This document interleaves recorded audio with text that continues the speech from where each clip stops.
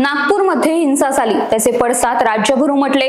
Police अधिकाऱ्यांसोबत कितीतरी लोक जखमी झाले, तर कित्येकांच्या संपत्तीचे नुकसान झाले। तर या नागपुरातील हिंसाचारामुळे एक वादंग सुरू झाला आहे। नागपूर हिंसाचाराला नक्की कोण जबाबदार आहे, यावर सध्या मोठ्या प्रमाणात चर्चा सुरू आहे, ज्यातून प्रामुख्याने 3 नावे समोर येत आहेत। त्यामुळे ती 3 नावे कोणती आणि त्यामागील काय कारण आहे ते जाणून घेऊयात आजच्या या व्हिडिओमधून। नमस्कार, मी श्रेया, तुम्ही पाहताय महाराष्ट्र कट्टा।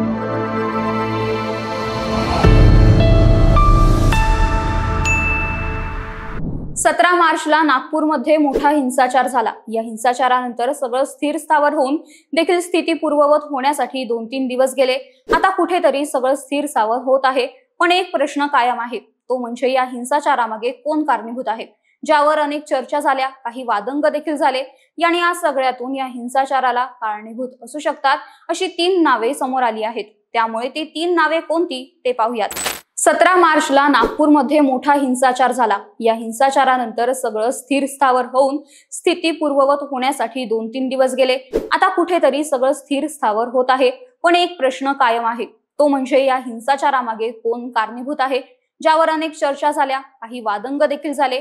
आणि या सगळ्यातून या हिंसाचाराला कारणीभूत असू शकतात अशी 3 संभाव्य नावे समोर आली। त्यामुळे ती 3 नावे कोणती आहेत ते पाहूया।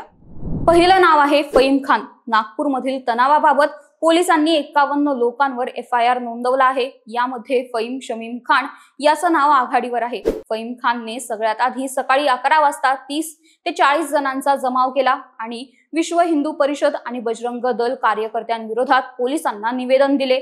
त्यानुसार पोलिसांनी गुन्हा सुद्धा दाखल केला होता। मात्र त्यानंतर देखील फहीम खानने पुन्हा जमाव एकत्र केला आणि तणाव निर्माण करण्यास सुरुवात केली।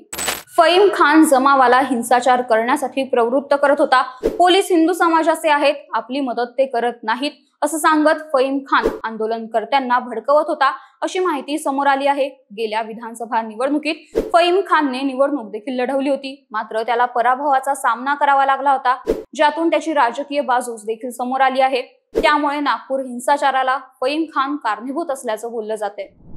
दुसरं नाव आहे मंत्री नितेश राणे यांचं। गेल्या 4 महिन्यांपासून एक मंत्री वळवळ करतोय, त्याच्या वक्तव्यामुळे 2 समाजात वाद निर्माण झाला आहे। महाराष्ट्राचा एक विषारी मंत्री उघडपणे समाजात द्वेष पसरवत आहे असं म्हणत प्रकाश आंबेडकर व विजय वडेट्टीवार यांनी या हिंसाचाराला सत्तेतील एक मंत्री कारणीभूत असल्याचं म्हटलं आणि हा मंत्री दुसरे तिसरे कोणी नसून नितेश राणे असल्याचा अंदाज लावला गेला।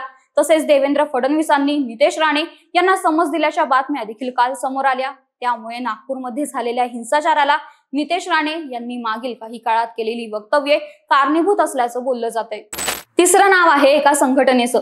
कोण नितेश राणे, त्यांना कशा करता मोठं करायचं? नितेश राणे वक्तव्य करतील आणि एवढं होईल असं नाहीये। नितेश राणे यांचा बोलावता धनी कोण आहे असा प्रश्न उपस्थित करत भास्कर जाधवांनी त्यांच्या मागे एक व्यक्ती नसून एक संघटना आहे। एक व्यक्ती हे सगळं करू शकत नाही, त्यामागे एक संघटना आहे, ती सगळं बोलवायला लावते असं भास्कर जाधव यांनी म्हटलं। त्यामुळे या सर्व हिंसाचारामागे एक संघटना असण्याची शक्यता आहे, पण ही संघटना कोणती असेल याबाबत विचार करता विश्व हिंदू परिषद किंवा बजरंग दल या संघटनांबद्दल बोलले जात आहे असा अंदाज वर्तवला जातोय।